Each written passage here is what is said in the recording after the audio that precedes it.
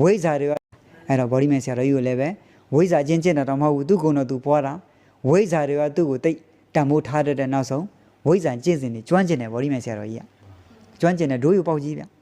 ဟုတ်တယ်မလားဒိုးယူပေါက်ကြီးအဲ့ကြောင့်သူတော်ကောင်းကြီးတွေသူတို့ကြောင့်နှစ်ဖက်မြင်ကြီးတွေဗောဓိမဲ့ဆရာတော်တို့ကလောကီလဲပြီးလောကုတ္တရာလဲပြီးအဲ့လိုပုံကုမျိုးကြီးတွေလေနော်အဲ့ကြောင့်ကိုယ်တွေလည်းအတိတ်ထံပေါ့အဲ့လိုမျိုးပြီးရပါလို့ကြီးဆိုမှအတိတ်ကကျင့်ခဲ့ဘူးလို့လေဟုတ်တယ်မလားအတိတ်ကလည်းကျင့်ခဲ့ဘူးလို့အဲ့ကြောင့်တပည့်တော်လည်းအဲ့လိုပဲပြီးမြောက်ရပါလို့ဤအတိတ်ကဘုရားဝတ္တနဲ့ပန်းနိုင်ကတော့သစ္စာ၄ပါးပဲလေနော်နောက်ဆုံးတော့သစ္စာ၄ပါးမှပဲအဆုံးကိုသူကတတ်သွားတာဟုတ်ဝိဇ္ဇာတွေလည်းဒီသစ္စာ၄ပါးပဲသူတို့နောက်ပိုင်းကျအားထုတ်မှာပဲလေသူတို့အနေနဲ့အရိမတယမြတ်စွာဘုရားကိုဖူးမြော်ဖို့စောင့်နေတော့တာသူတို့အပိုင်းပေါ့လေအဲသူတို့ဖြည့်ရအောင်မယ်အကယ်လို့အရိမတယမြတ်စွာဘုရားကိုဖူးဖို့မဟုတ်တော့ဘဲနဲ့ဝိဇ္ဇာကျင့်စဉ်ကနေလောကုတ္တရာကူးမယ်ဆိုလဲ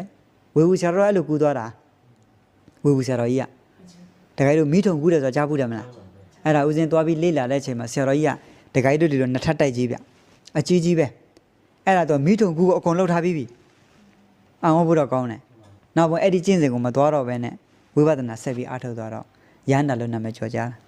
အဲ့ဒါဝေဘူးဆရာတော်ကြီးနော်အဲ့ကြောင့်ကိုက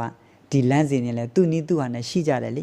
အဲ့ကြောင့်မားတယ်ပြောလို့တော့မရအောင်ဟုတ်တယ်မလားသူတို့အကျင့်တွေတော့ပေါက်ထားကိုသွားပြီးမှနှလုံးသွင်းမှကိုကဘာသိလို့တော့ကိုကဘာမှမသိတယ်ဟုတ်တယ်မလားအဲ့ကြောင့်အရင်တော့ဦးဇင်းတို့မသိတော့ဝိဇ္ဇာတွေဝေဖန်မှုတယ်ဗောဓိမင်းဆရာတော်ကျေးဇူးကြောင့်ဝိဇ္ဇာဆိုတာသူတော်ကောင်းကြီးတွေပါရမီဖြည့်နေတာသူတို့ကဘုရားစုပန်နဲ့ပိစိကဗုဒ္ဓစုပန်လားဧကတာဝကမဟာတာဝကစုပန်လားမပြောနိုင်ဘူးတဲ့စုပန်ပုဂ္ဂိုလ်ကြီးတွေတဲ့ပါရမီဖြည့်နေတာတဲ့သူတော်ကောင်းလို့လှုပ်တဲ့ပုဂ္ဂိုလ်တွေသူတို့လိုက်ပြီးစောင့်ရှောက်တယ်တဲ့နော်ကဲဒါဘုဒ္ဓတာပဲပေါ့နော်ကဲတာဓု၃ချိန်ဗျာဒါ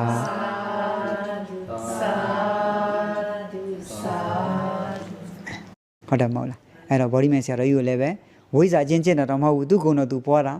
ဝိဇ္ဇာတွေကသူ့ကိုတိတ်တံမိုးထားတဲ့နောက်ဆုံးဝိဇ္ဇာကျင့်စဉ်တွေကျွမ်းကျင်တယ်ဗောဓိမဲ့